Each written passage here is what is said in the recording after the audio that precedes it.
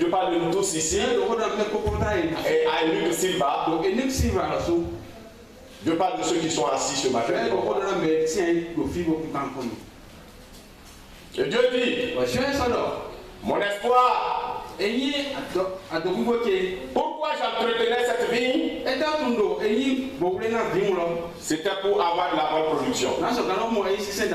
Mais dommage, elle me produit de la violence, du sang, de la désobéissance. C'est ce que la vigne de Dieu a produit à la place de ce que Dieu espérait. Et c'est ce que chacun de nous produit à la place de la bienfaisance de Dieu envers nous. C'est ce que chacun de nous produit à la place de l'entretien de la vie que Jésus-Christ nous donne. Quels sont les entretiens que Dieu apporte à chacun de nous en tant que sa vie? On n'a même pas besoin de lire le texte. Parce que peut-être ce que Dieu te fait est contraire à ce que le texte dit. Mais lisons quand même le verset 2 à 4. Qu'est-ce que Dieu fait pour chacun de nous? Nous essuie tous les jours. Il essuie notre vie. Il nettoie notre vie. Il nettoie notre corps de toute maladie. Dieu nous protège plus que la police républicaine. J'ai suivi une vidéo de la crise ivoirienne passée.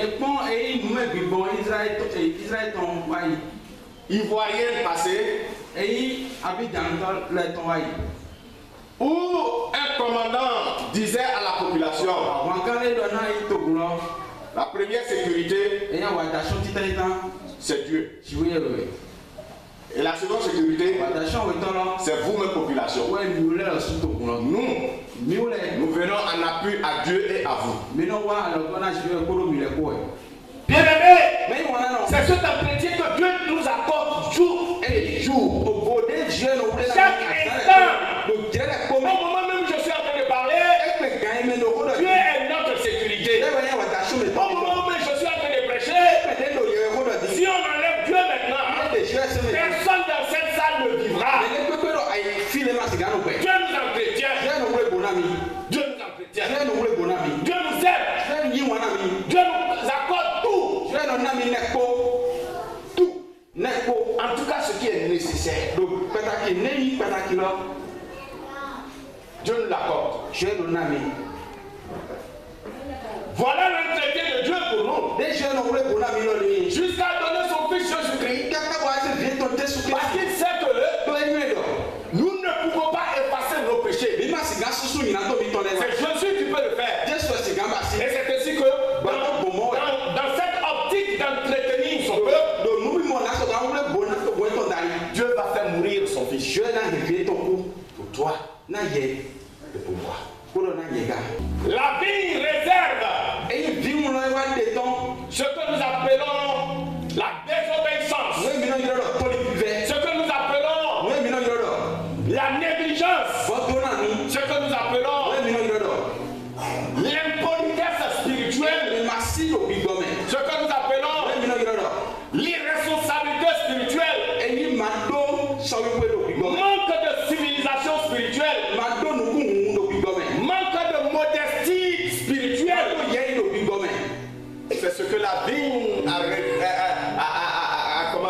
réservé à Dieu. Quand Dieu vient dans le cœur de chacun de nous, nous ne pouvons pas le savoir.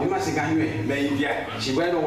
Et il sait ce qu'il trouve. Le roi David dit, tu as sondé mon cœur et tu n'as vu aucun mal. Bien-aimé, ce matin, est-ce que si Dieu devait sonder ton cœur, qu'est-ce qu'il aura là? Tu as trop pressé que ton Dieu. Et c'est ça qui est en train d'envenimer ta relation avec Dieu. On dit d'obéir. Toi tu veux faire à ta guise. Amen. Voici le sort que Dieu réserve à cette vie-là. Qui ne peut pas suivre Dieu. Et qui produit l'amertume au lieu de la réjouissance de Dieu. On y va, Ésaïe chapitre 5, verset 5 à 6. Si tu laisses Dieu te terrasser, tout viendra s'amuser dans ta vie. La maladie, la pauvreté, la drogue dans la vie de tes enfants, la drogue, la boisson, les sorciers viendront prendre celui qui veut, celle qu'ils veulent. Parce que tu n'es plus sous la sécurité de Dieu. Voilà la bénédiction qui est réservée à ceux qui s'allient avec Dieu. C'est aussi une bénédiction. Moi j'appelle ça bénédiction. Quand Ève a trompé Adam et elle a fait manger Adam le fruit de perdition,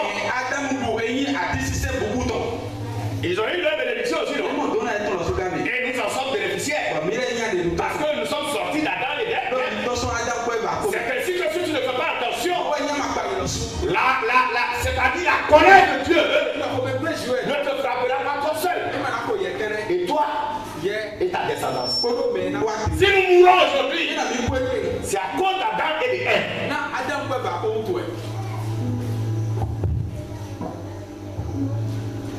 Et quand Adam et Ève ont désobéi à Dieu, la conséquence a commencé par leur maison. On a vu Caïn qui a tué Abel. Sinon avant, il n'y avait pas la mort. Caïn ne peut même pas penser à la mort. Mais puisque quelqu'un a désobéi, les enfants vont hériter des châtiments de cette désobéissance. Je prie ce matin que Dieu change notre cœur. Afin que nos enfants ne soient pas souffrants. Voilà. La bénédiction. Le résultat de ce que nous prenons pour nous amuser quand les hommes de Dieu nous parlent.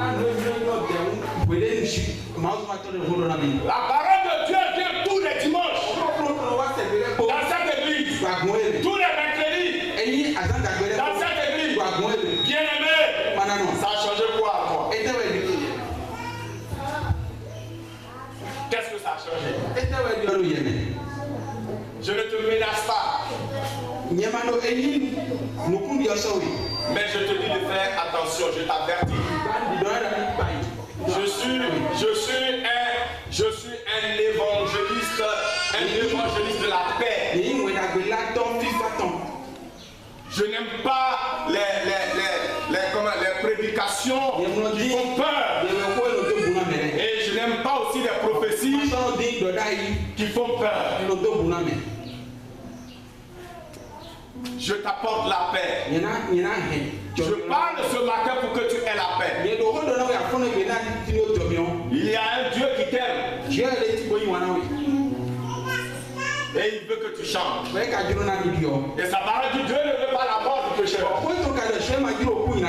mais qui se bat et qui est la vie.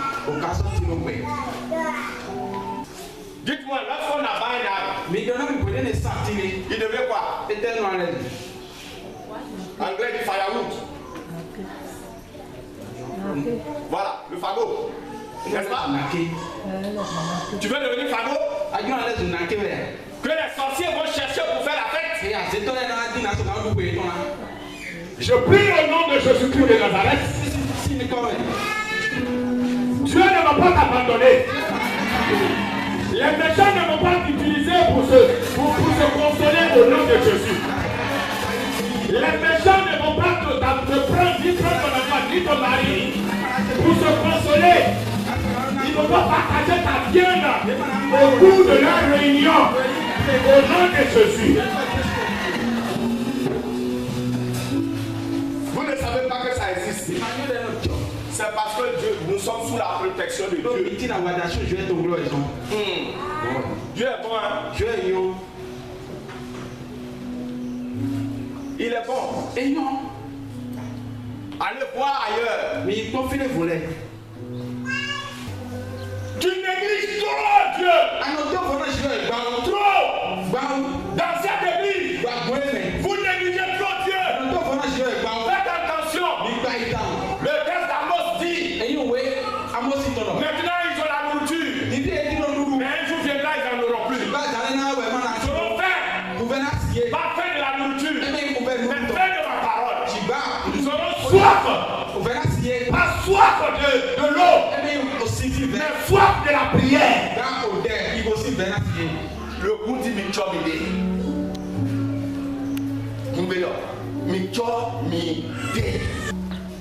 Celui qui néglige l'homme de Dieu. Celui qui néglige Dieu. Chacun de nous ici est appelé à œuvrer pour Dieu. Ce n'est pas venir ici pour prêcher seulement. Quand tu donnes de l'argent pour nourrir l'homme de Dieu, tu es en train de faire l'œuvre de Dieu. Quand tu donnes l'argent pour bâtir le sanctuaire de l'Éternel, tu es en train de faire l'œuvre de Dieu. Quand on dit rassemblement, tu es premier là. Tu es en train de faire l'œuvre de Dieu. Mais pendant ce temps, il y a des gens qui sont assis. Ils ne touchent pas. Ça ne fait ni chaud ni froid. Puisque je n'en ai pas, comment je vais faire? Malheur à celui qui fait l'œuvre de Dieu avec négligence. 1, 2, 3, j'ai mal à la tête. Je ne peux pas chanter. 1, 2, 3, j'ai mal à la tête. Je ne peux pas venir à l'église aujourd'hui. 1, 2, 3, j'ai mal à la tête. Je ne peux pas aller à la prière aujourd'hui. Là où je suis debout là, je n'ai aucune force. Si tu me pousses, je vais tomber. Parce que j'ai la grippe à haute dose. Mais je vais laisser l'œuvre à qui? S'il y a un message, je vais faire comment? Alors ça veut dire que parce que je suis grippé, si quelque chose de mal arrive à ma famille, je ne vais pas partir. Si je peux partir, je dois partir. Si je peux partir pour ma famille, je dois aussi partir pour Dieu. Je vous le dis toujours, actuellement, si on divise ce qui est dans ma tête, les charges que je suis en train de gérer, si on divise ça par 10, ce n'est pas n'importe quel homme de Dieu qui peut prendre la partie. Les problèmes que je gère, les problèmes que je gère. Mais je préfère gérer et mourir dans ça que d'aller mourir dans l'alcool.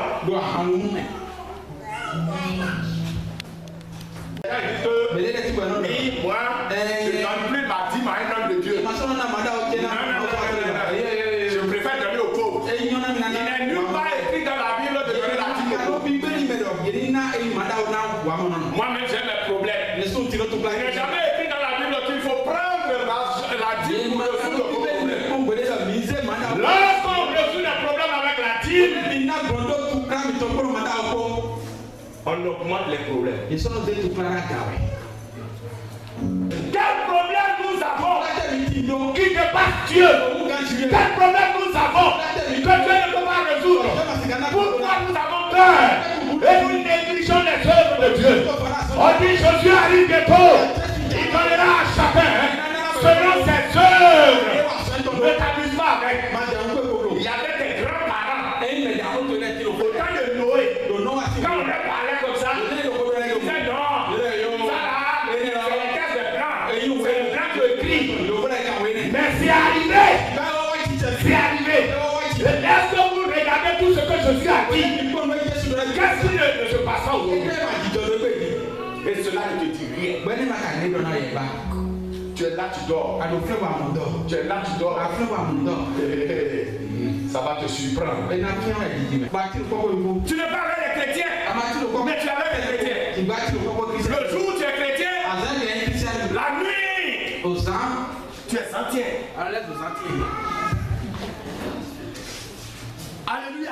Alléluia.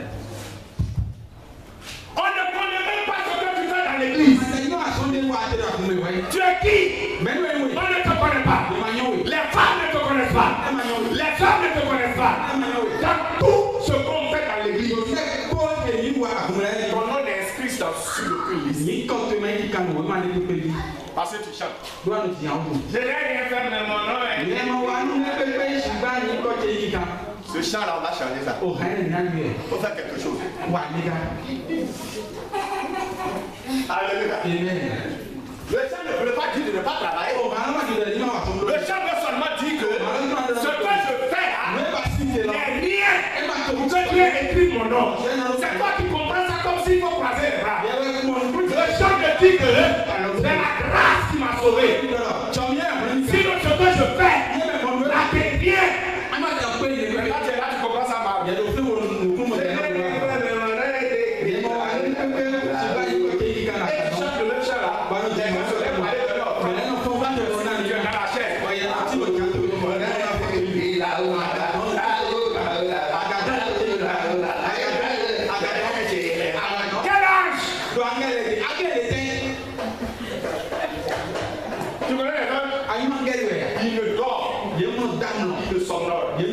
Ils sont toujours là. Ils veillent.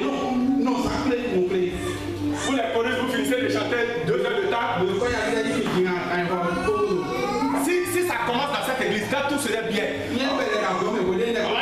Mariage, comment on va faire? Mariage jeudi. Et mariage vendredi. Mariage samedi. Et dimanche, tu vas les voir venir à l'église.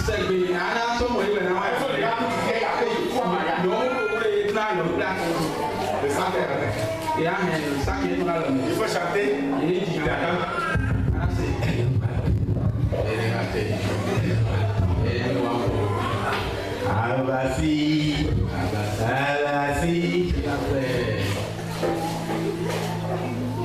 Regardez, je vous dis toujours, quand je prêche, je dis ce que Dieu a dit de dire. Et ce que Dieu a fait pour moi. Tout ce que nous avons lu, vous avez vu que même il y a des propos de malédiction qui sont sortis. On va te vomir vendredi soir.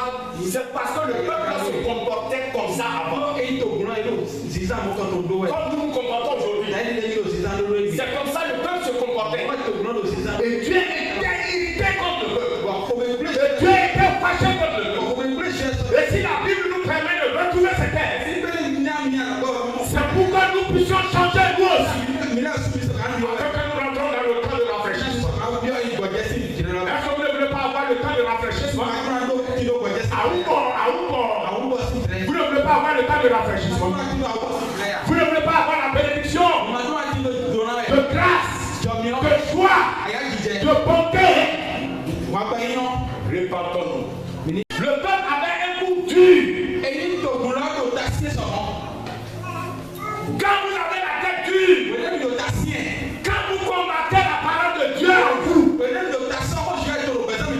vous pouvez avoir la bénédiction. Mais Dieu n'est pas dedans. Vous pouvez avoir l'argent. Mais Dieu n'est pas dedans.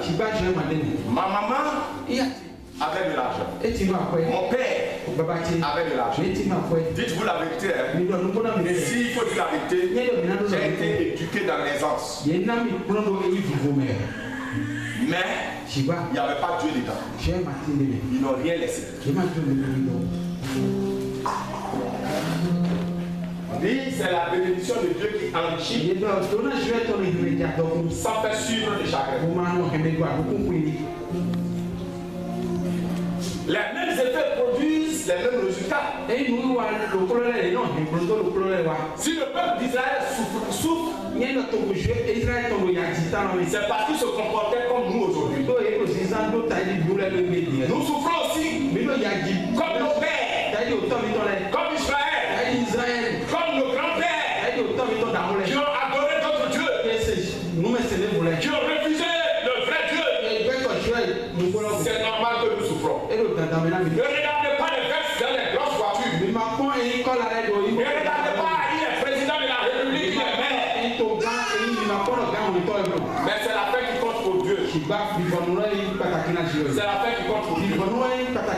Quelle fin? La fin sur la terre et au ciel. Et tu vas te dire quelque chose. Allez, écoutez-moi tout le monde. Faites la main comme ça. Si au ciel, vous arrivez là et on vous dit, rentrez, soyez les bienvenus. Et vous regardez dans la foule qui attend. Et vous voyez monsieur le président, monsieur le maire, monsieur le député, monsieur le préfet,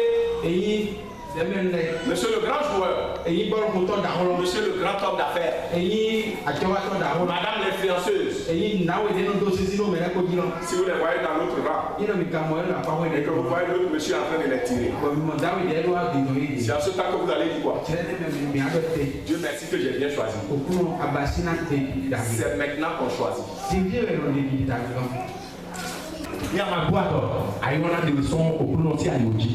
Si tu n'es pas courageux, le monde va te détourner. Le monde va te détourner. Jean chapitre 4, verset 23. Mais l'heure vient, et elle est déjà venue, où les vrais adorateurs adoreront le Père en esprit et en vérité. Merci. Car ce sont là les adorateurs que le Père demande.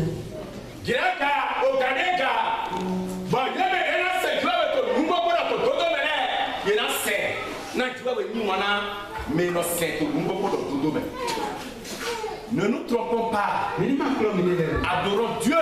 Ce n'est pas au moment de la joie qu'on va venir montrer qu'on est avec Dieu. Ce n'est pas au moment, ne mentons plus à Dieu. Délivrons notre cœur. Délivrance. Délivrons notre mentalité. Délivrons notre manière de réfléchir.